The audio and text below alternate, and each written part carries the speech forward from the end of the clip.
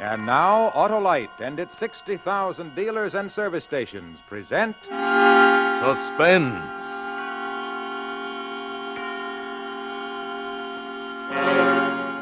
Tonight, Autolite brings you Mr. Robert Montgomery in The Thing in the Window, a suspense play produced and directed by Anton M. Leader.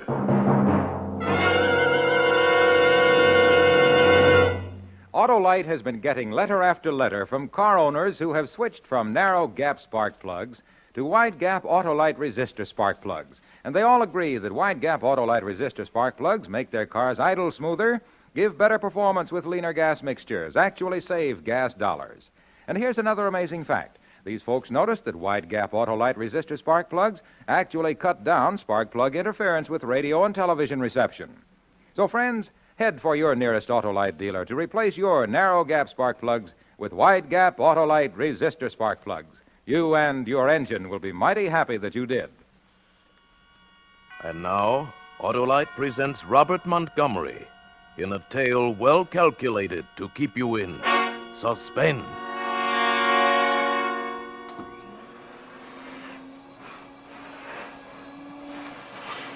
Mary, Yes, Mr. Ames. turn that vacuum cleaner off for a minute, will you, and come over here.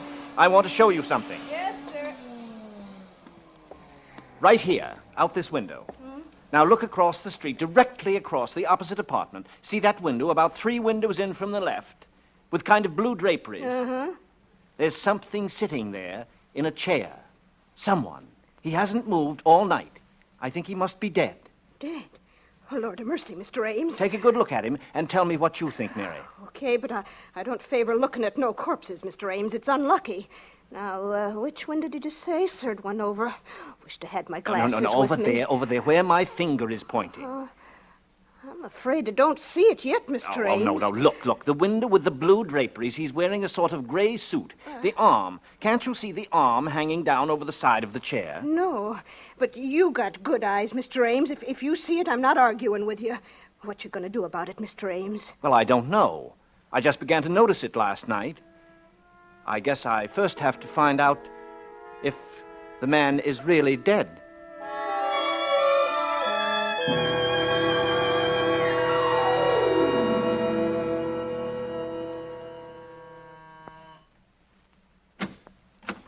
Yeah? Hello. I'm Martin Ames. Are you the superintendent of this apartment house? That's what it says on the door. I've come to inquire about one of your tenants. What is it you want to know? Well, I live across the street, and, I'll be frank with you, sir. I've been looking out my window across to this building now for 2.5 days, and there seems to be someone dead in one of the windows. Yeah? Which window? Well, it's on the 10th floor. I've counted up from the street, and it's 10 stories up. There's the window with blue draperies, about 3 windows in from the left, facing toward me, that is, and there's a man sitting there, slumped down in a chair. Just a minute. I'll get out my chart. 10th floor up from the street. That's the 9th floor. The lobby counts 1. We got 3 apartments there along the front of the house. It's in the front. That's right. Now, 3 windows in from the left. That'd be 9B. A Yes. 4-room. No, it couldn't be right. 9B is 2 ladies. And you say this is a man? Yes. Young or old? Well, I can't tell. The face isn't clearly visible. The head's slumped forward, but he's wearing a gray suit, and he's sitting in a high, wing-back chair. Don't place him. Well, maybe he doesn't belong in the house. Maybe he was visiting somebody. As I say, this is all conjecture, of course. He may not be dead, but I've watched him a good deal. I'm home a lot in the daytime. My profession, the stage, doesn't take up too much of my time, and it looks mighty suspicious. Okay. I'll check it. Do you mind if I stay around? No. Sit down. I'll give 9B a ring first on the house phone.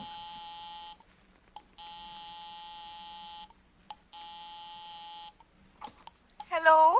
Miss Landis?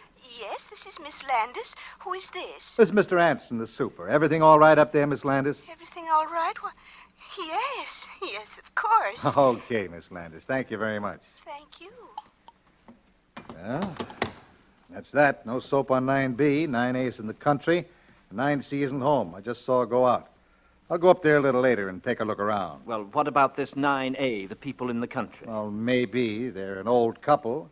He could have come back and had a heart attack up there by himself. Or maybe somebody else. Some other person could have been using the apartment while they were away. Maybe. I'll take a look in anyway. Only if I got the window straight like you said, it ought to be 9B. Oh. The 2 single ladies? Yeah, only It couldn't be them. They're real old maids. Say, if they knew you thought there was a man in that apartment, the two of them would just about jump out of their skins. Well, I don't know what to say. If you're sure, it must be that apartment. Oh, yeah, that's the place. But you probably just made a little mistake. You know how your eyes can play tricks on you? After all, it is quite a wide street. No, I don't think I made any mistake.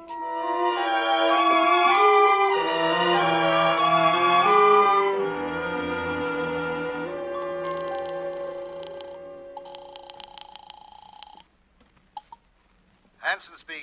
Oh, hello, Mr. Anson. This is Mr. Ames. Again? It's not there. But, Mr. Anson... I checked up on the 3 apartments this morning. No dead bodies in the whole place. But I can see it. It's still there. Okay, just where? Just tell me where. In that same window, the one you said was 9B. Have you gone inside 9B? No, but I asked them if anybody was sick or dead, and they said no. You asked them? Why don't you search the apartment? Me? You mean break in? No. Just ring the bell and walk in and do it. Yeah? Not without a search warrant from the police. These apartments, you know, don't belong to me. I just take care of the building for the company. Well, then let's call the police. Not me, mister. I didn't see no dead body up there. Then I will. After all, somebody's got to do something.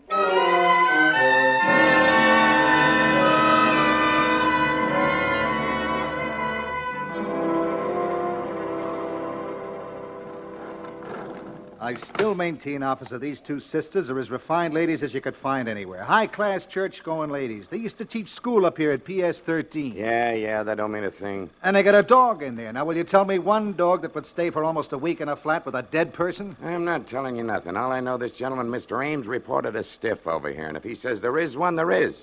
Till it's proved different. Right, Mr. Ames? Well, I keep seeing the thing day in and day out. I'm not working at the moment at being home so much. None of the other neighbors have complained. Dead bodies ain't exactly... Okay. Right this way, please. I hope they're home. Well, if they ain't home, you got a pass key, haven't you? Yeah, but we're not supposed to use it, though, unless for an emergency. This is an emergency. The dog bite? Sometimes. Quiet, baby, quiet. Yes, who is it? I'm awful sorry, Miss Landis, but there's been some kind of a mix-up. These two gentlemen want to look over your apartment. But why? It's not for rent. I know. Come on. Cut out the palaver. Look, lady, a dead body's been reported sitting in one of your windows. What? Yeah. This guy lives across the street, and he's been seeing it over here for a week. So come on now, open up. Dead body, but that's impossible. My sister and I live here all alone. Yeah, we know all about it. Excuse me a minute. I'll call my sister. Vivian! Come on. Vivian! It's the police! Look, lady, I'm not standing here all day. Anson, give me the pass key. It won't do no good. They got a chain on the door from the inside. Open up in the name of the law. How do you do? I'm Vivian Landis. May I ask what this is all about, please? Certainly, lady. I got a search warrant here and complaint of this gentleman. He says you got a dead body in there. A dead body? Why, that's perfectly ridiculous. Yeah, isn't it?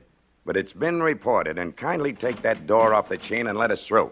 Of course. But first, may I ask, how did this peeping Tom see into our apartment? I thought, Mr. Anson, that we were quite private. He lives across the street on the same level. Oh? Well, then we shall have to keep our shades down in the future. Although one would think a grown man would have something better to do. But do come in, gentlemen. Make yourselves right at home. Thanks. Is he coming in here, too, Mr. Busybody? No, he doesn't have to if you don't want him to. Well, I most definitely don't. Okay, Mr. Ames, you better stay outside. Yes, but, officer, He does want to poke around in our private rooms. Is that it? Maybe he had some ulterior motive in worming his way in. Maybe he's come to get the lay of the land, so he can break in someday to rob us. Okay. He's not coming in. Now, let's take a look at your window, lady.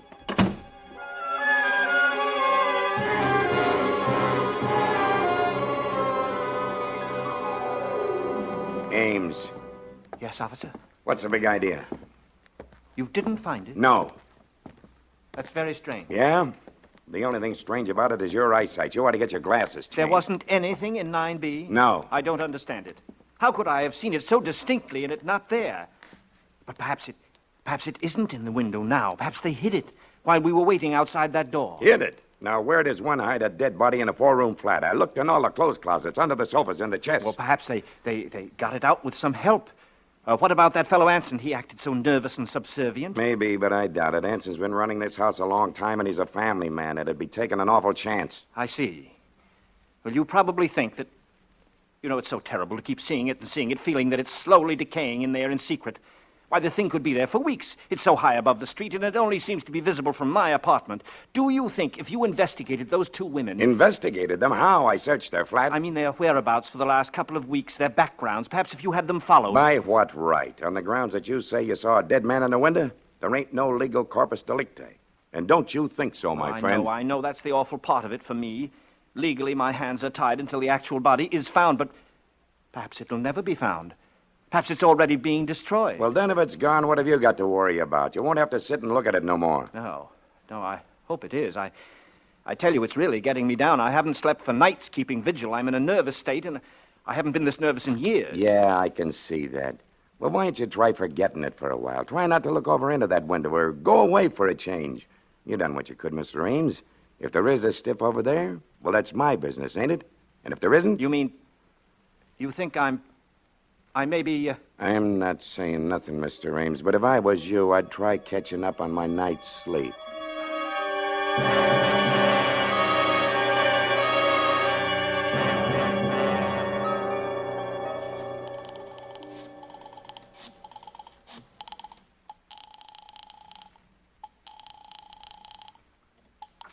Hello? Miss Landis, I'm sorry to disturb you at this time of night, but I'm desperate. I haven't anywhere else to turn. What? Who is this? This is Mr. Ames, Martin Ames, your neighbor, the one across the street. Oh, Now, please don't think me a pest, Miss Landis. I didn't mean to annoy you. It was only because I was so desperate that I initiated this search. it's quite all right. Goodbye. No. Now, please don't hang up, because it's worse now than it ever was. Miss Landis, I've been sitting here opposite your apartment, staring into your windows, and I'm only asking you to help me, Miss Landis. Help me just a little. Help you? It's still there, Miss Landis. What is still there? The dead body in your window. But there isn't. How dare you, when the police... I know now. It hasn't anything to do with you. But would you do me just one favor, Miss Landis? Would you go into your living room and check just once more? I won't. I'll do nothing of the kind. You're out of your mind. Perhaps I am, Miss Landis. That's what I'm trying to find out. And anyway, I don't see how you can see in. I pulled the shades down in there yesterday morning. Yes, I know. They're all down still. And how can you see? I can't. At least not the actual body. It's just the silhouette. I'm not maligning you or your sister, Miss Landis. If there's someone dead in there, it's not you who are doing it, but think of me. If you could just be here and look over and see the shadow of those quiet fingers and that shoulder and that head. Oh, please, stop it. Stop it. It's not here. It isn't. Tell me just one thing, Miss Landis.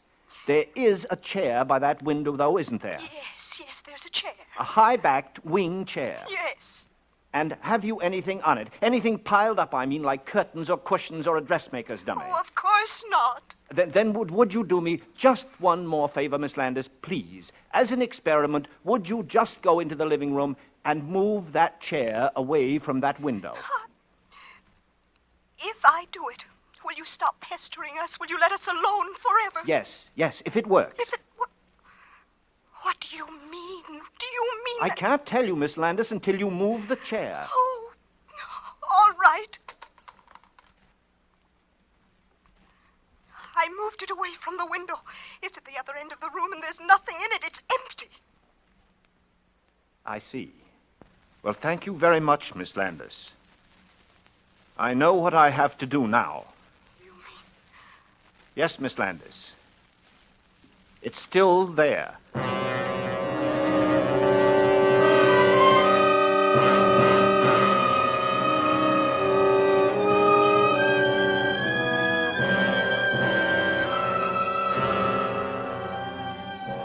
For Suspense, Autolite is bringing you Mr. Robert Montgomery in radio's outstanding theater of thrills, Suspense.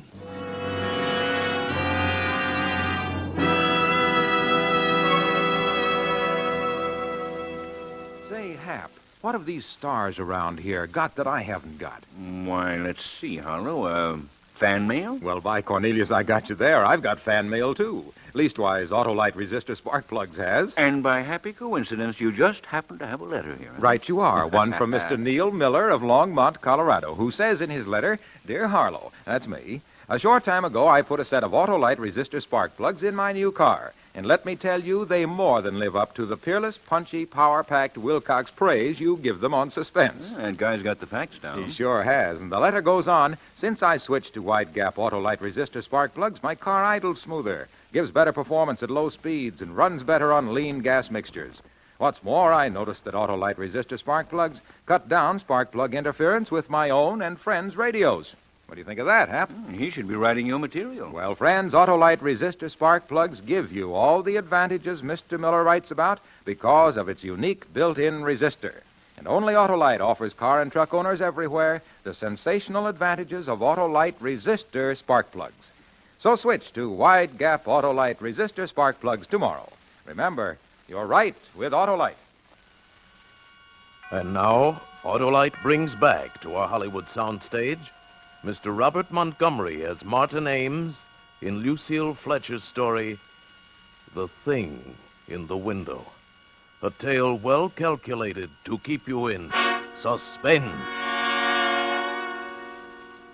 When you can plainly see a corpse in the window of an apartment across the street, a corpse that no one else can see, not even the police you send to investigate, what are you to think? And what are the tenants of that other apartment to think?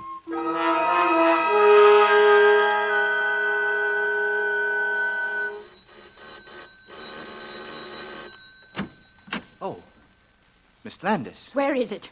I want to see it at once. Yes, Miss Landis, come in. I do hope you'll excuse my appearance. I've just passed another sleepless night. So has my sister, and so have I.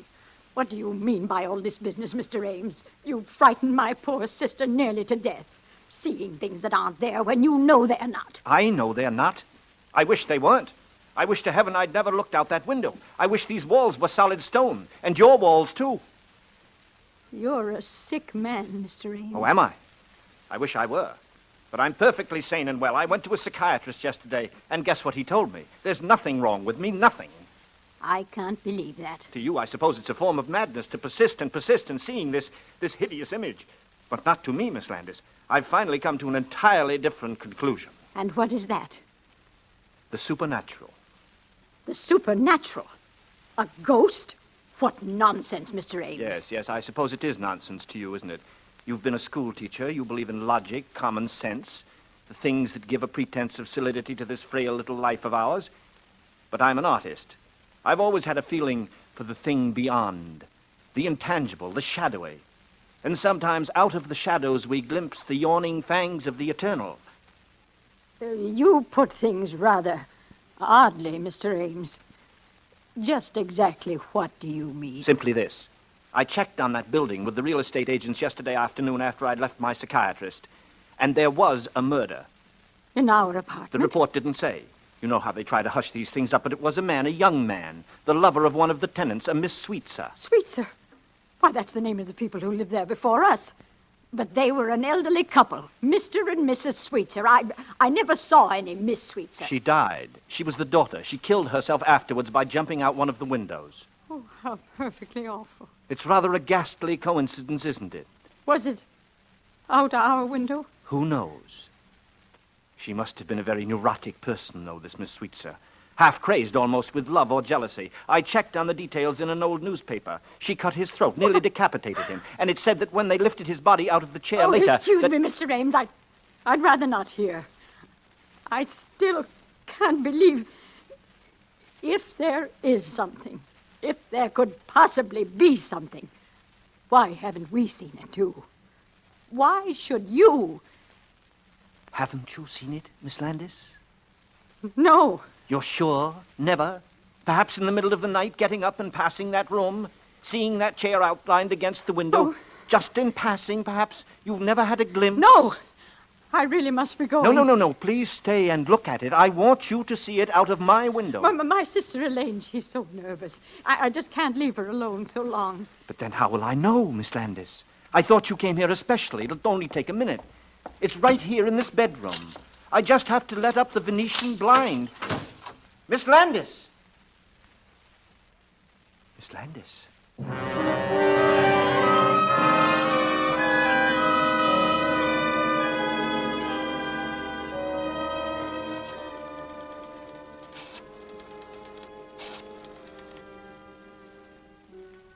Hello?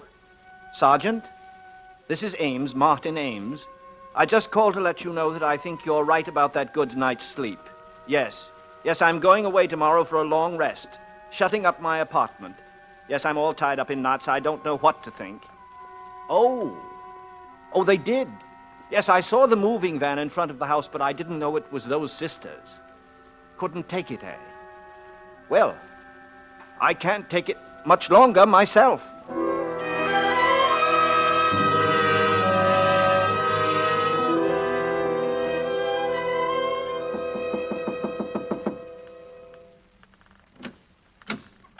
Well, Marty, bravo, bravissimo, old boy.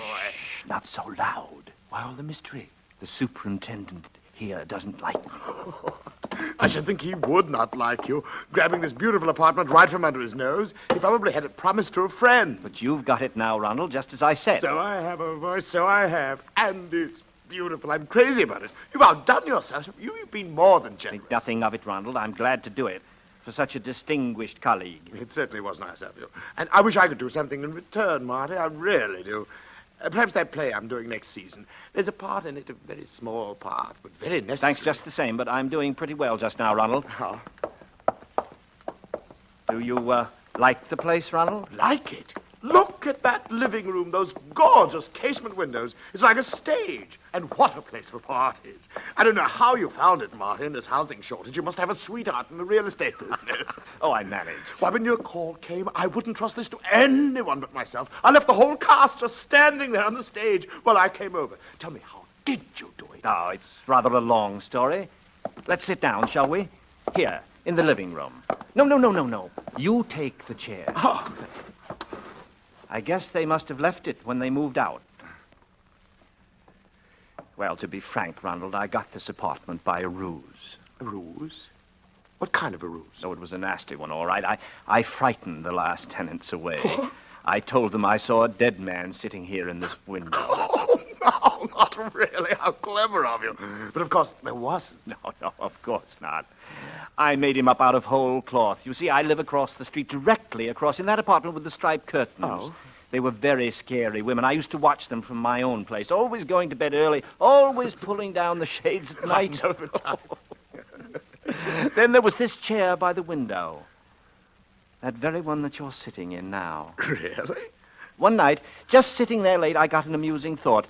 There was a kind of shadow across the chair that night. Reminded me a little bit of a corpse.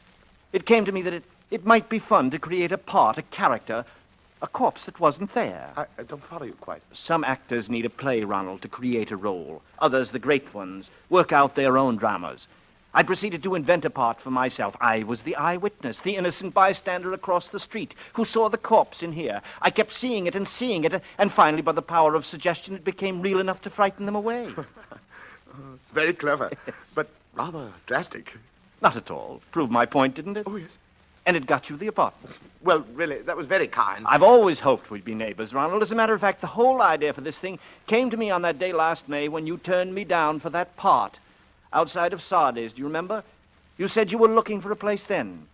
Did I? Oh, yes. It was then that I first thought how nice it would be to see you.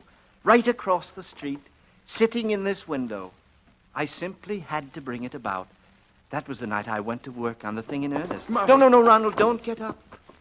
I'm not through. Oh, really, old boy? I'm afraid the gang at the theater, they don't even know I'm here. They'll wait. People always wait for you, don't they, Ronald? I could call them for you, of course, but the phone's been disconnected. I'm afraid which way's the door, old boy? Really, Marty, it's been very kind What's of you. the matter? Don't you like the apartment? Aren't you going to take it after all my work? Oh, yes, I like it very much, but The door's locked. Yes, Ronald. I'm afraid you'll have to find your way out. Alone! Oh!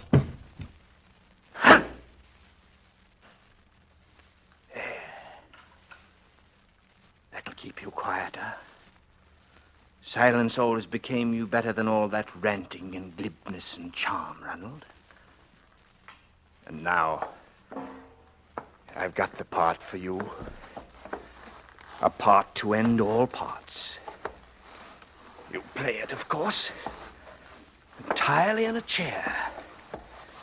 There isn't much action, not a line to say. You just sit, Ronald. You sit in this chair by the window. It'll be the greatest performance of your career. You liked to hog all the fattest roles for yourself, didn't you? Well, this is a part that's been talked about up and down this street for weeks. You'll play the part of a ghost, of a corpse that never was, an hallucination in my brain. And who'll be your audience? I will. I, the insignificant, outmoded ham who wasn't fit to appear in your precious plays, but good enough to put you here. Who's the better actor now, Ronald? Goodbye, Ronald. No one will see me go out, but I'll see you across the street. Okay, Miss Landis, I got the pass key right here. That's so kind of you, Mr. Ransom. Personally, I begged her to leave the old thing here and have you throw it out, but Elaine listened. It's Mr. Ames. Ames. Yes, I was just going. I couldn't resist coming up and making one final check just for myself. The door seemed to be open, and anyway, the illusion's quite vanished. Quite. There's nothing there. Really, Mr. Ames? That's good. All right, Mr. Ransom. Will you ask the moving men to go in there now and take away the chair?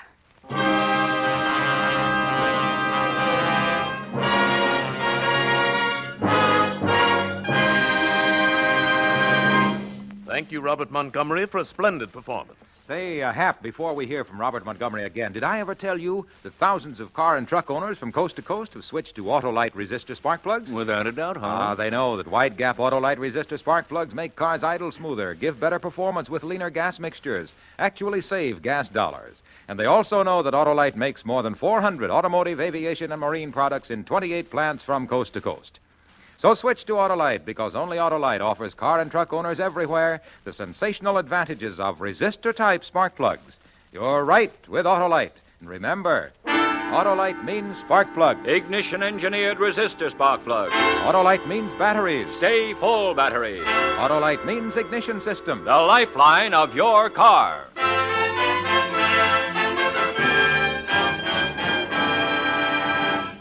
And now, here again is Mr. Robert Montgomery. It has been a great pleasure to return to Suspense. And I wish to thank the splendid cast which Tony Leader assembled for tonight's performance. Too, I want to call your attention to the very unusual program planned for next week, when radio's outstanding theater of thrills will bring you Jim and Marion Jordan, Fibber McGee and Molly, and a special story called Backseat Driver, another gripping story in Suspense.